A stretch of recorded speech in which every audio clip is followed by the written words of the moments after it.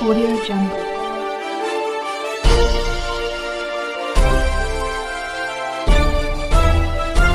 Audio Jungle. CRS news में आपका हार्दिक स्वागत व अभिनंदन है। मैं हूं राजेश जायसवाल। सीआरएस न्यूज आपके जिलों की हर खबर पर रखता है अपनी नजर। आइए चलते हैं आज की खास खबर की ओर। आप देख रहे हैं सीआरएस न्यूज सच के साथ भिंड से ब्यूरो चीफ राजकुमार जोशी की खास रिपोर्ट। भिंड जिले के सुप्रसिद्ध बघेली बहादुरपुरा कालका मंदिर के पास हार वाले नीलकंठेश्वर महादेव मंदिर बहादुरपुरा में हरिद्वार से आए स्वामी आदित्यपुरी महाराज के मुखारविंद से श्रीमद् भागवत कथा का आयोजन चल रहा है, जिसमें कथावाचक स्वामी आदित्यपुरी महाराज ने कहा कि आज के युवाओं को सनातन धर्म समझना बेहद जरूरी है। सनातन धर्म बच्चों को संस्कार सिखाता है।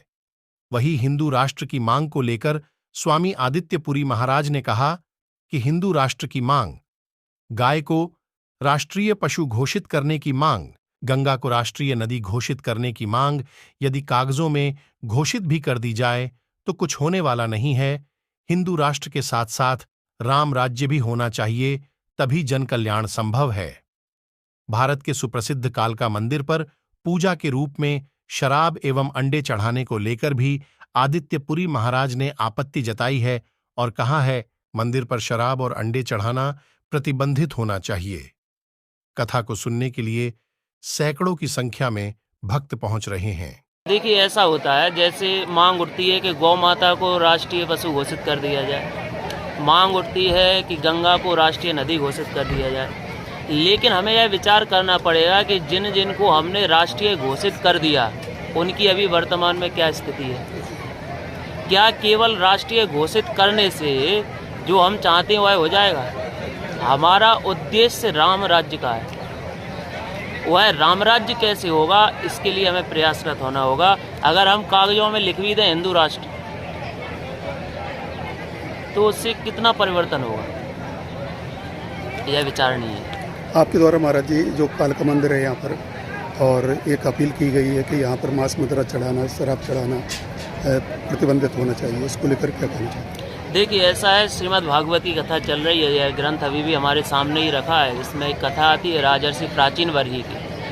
राजा प्राचीन वर्ही यज्ञ करते थे और यज्ञ में पशुओं की बलि देते थे। और जब भी यज्ञ में पशुओं की बलि देते थे, जब उन्होंने बहुत यज्ञ किए, श्रीमद् भागवत में आता है कि उन्होंने कुशाओं से सारी पृथ्वी को पाट दिया, इतने उन्होंने यज्ञ किए।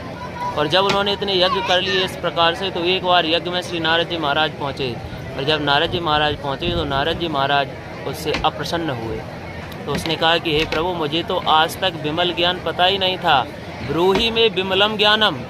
हे नारद जी महाराज, आप मुझे विमल ज्ञान दो। और जब विमल ज्ञान उनसे मांगा, तब श्री नारद जी ने कहा कि हे राजन, तुम जो इस प्रकार से पशुओं की बलि देते हो, इस प्रकार से तामसिक वृत्ति को धारण करके यज्ञ करते हो, तुमने जितने पशुओं की बलि दी है वे सारे पशु आकाश में तेरी प्रतीक्षा कर रहे हैं। जब तू यहाँ से जाएगा, जैसी पीड़ा तूने उनको दी है, जैसी पीड़ा तूने उनके बच्चों को दी है, अन्नों को तूने तोड़ा है, उन जीवों को नष्ट किया है, इसी प्रकार से तुझे भी पीड़ा प्राप्त होगी। इसलिए अगर हम अपना कल्याण चाहते हैं, देखिए, एक बात बड़ी सादा और सीधी बात है, जब हम किसी को जन्म नहीं दे सकते, जब हम किसी को जीवित नहीं कर सकते, तो हमें किसी को मारने का भी अधिकार नहीं है।